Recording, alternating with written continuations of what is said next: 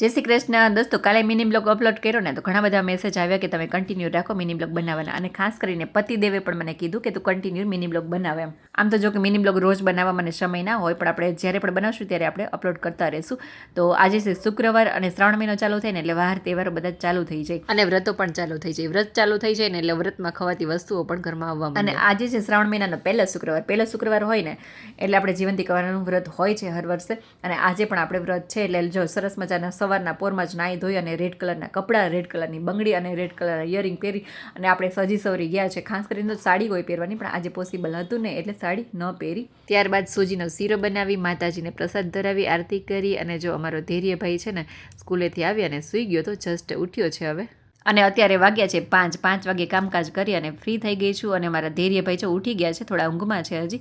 અને પછી જ્યાં બહાર નીકળ્યા ને તો વરસાદ ચાલુ હતો. જો કે વરસાદ અડધા અમદાવાદમાં હોય છે, અડધા અમદાવાદમાં નથી હોતો. એટલે ખાસ કંઈ અમદાવાદમાં પણ વરસાદ છે નહીં, એટલે કોઈ ટેન્શન ના લેતા કે ભાઈ અમદાવાદમાં વરસાદ છે, અમારે અહીં નથી. અહીંયા વરસાદ છે નહીં, થોડા છાંટા નાખે છે ને નથી હોતો. જો અત્યારે હું ઘરે જ્યારે હતી ને ત્યારે ઘરે ફૂલ વરસાદ હતો, અને જ્યાં હાઈવે ઉપર આવીને રોડ ઉપર ગાંધીનગર બાજુ આવીને તો એ બાજુ વરસાદ છે જ નહીં. એટલે ખ્યાલ નહીં આ વર્ષે તો વરસાદ શું કરવાનો છે. બિચારા ગામડાવાળા રાહ જોઈને બેઠા છે વરસાદની, અને જ્યાં જરૂર છે ને ત્યાં પડતો નથી, અને જરૂર નથી ને ત્યાં પડે છે. અને ફાઇનલી હવે અત્યારે જો ભાઈના ઘરે આવવાનું હતું એટલે ભાઈના ઘરે પહોંચી ગયા છે. ને અમારા ટેણિયા જો રસ્તામાં ક્યારના ફોન કરતા હતા કે ક્યારે આવો છો, ક્યારે આવો છો. ના પહોંચે ત્યાં સુધી ફોન કરશે અને પછી જો ત્રણેય ભેગા થઈને એવા ધમાલ મચાવશે ને કે ના પૂછો વાત. પછી આપણે સરસ મજાની ભાભીએ ચા બનાવી હતી.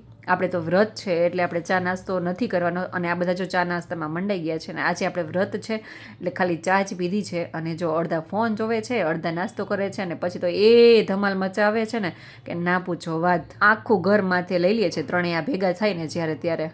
ભાઈના ઘરે આજે ગેસ્ટ છે એટલે આજે એવું થયું કે ચલો ઘણા ટાઈમથી ભાઈના ઘરે ગઈ નથી એટલે ચક્કર મારતી આવું. એટલે અમે મમ્મી દીકરો અહીં આવી ગયા હતા, થોડી ઘણી વાતો કરી, બેઠા ઘણી બધી વાર, અને ત્યાં જ સાંજ પડી ગઈ એટલે હું અને ધૈર્ય પછી નીકળી ગયા. દોસ્તો, મિની બ્લોગ બનાવવાને એ મારા માટે ડેઈલી પોસિબલ નથી, પણ જ્યારે હું બનાવીશ ને ત્યારે હું અપલોડ કરતી રહીશ. અને આઈ હોપ કે મારા મિની બ્લોગ તમને પસંદ આવે. મિની બ્લોગ પસંદ આવે તો લાઇક અને શેર કરવાનું ના ભૂલશો, અને ઇન્સ્ટાગ્રામ અને ફેસબુક આઈડીને ફોલો કરવાનું પણ ના ભૂલશો, અને મારી યુટ્યુબ ચેનલને સબસ્ક્રાઈબ પણ કરજો. ફરી મળીશું. જય શ્રી કૃષ્ણ.